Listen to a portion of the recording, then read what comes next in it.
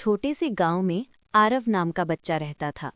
कुछ समय पहले ही उसके माँ पापा एक दुर्घटना में इस दुनिया से चले गए थे। तब से आरव बिल्कुल अकेला हो गया था। वो लोगों के बीच रहता था, लेकिन उसके दिल में बहुत दर्द और खालीपन था। हर रात वो आसमान की तरफ देखता और धीरे से कहता, माँ, पापा, आप मुझे छोड़कर क्यों चले गए? एक दिन वो उदास होकर जंगल की तरफ चला गया। चलते चलते वो अंदर तक पहुंच गया और रास्ता भूल गया। अंधेरा होने लगा और उसका डर और दुख दोनों बढ़ने लगे। वो जोर जोर से रोने लगा। तभी पेड़ों के पीछे से एक जादुई बंदर आया। उसकी आंखों में अजीब सी शांति थी, जैसे वो सब समझ रहा हो। वो धीरे से आरव के पास बैठ गया। आरव ने रोते हुए कहा, मेरे पास अब कोई नहीं है।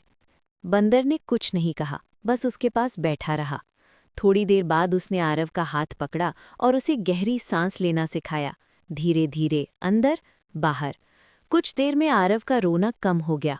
बंदर उसे समझा रहा था कि दुख को दबाना नहीं, समझना और संभालना चाहिए। फिर बंदर पेड़ पर चढ़कर रास्ता देखने लगा और इशारा किया, मेरे साथ चलो। आरव अब उस पर भरोसा करने लगा था। रास्ते में जब भी आरव डरता, बंदर उसे पास बैठाकर शांत करता। एक जगह उसने पेड़ से जुगनू इकट्ठे किए और छोटा सा उजाला बना दिया, जैसे अंधेरे में उम्मीद की रोशनी।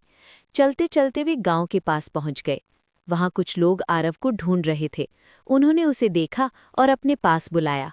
आरव ने पीछे मुड़कर देखा, बंदर गायब था।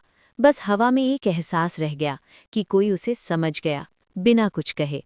उस दिन के बाद आरव अकेला तो था, लेकिन अब वो टूटा हुआ नहीं था। उसने सीख लिया था कि दुख को समझना, खुद को संभालना और आगे बढ़ना ही असली ताकत है।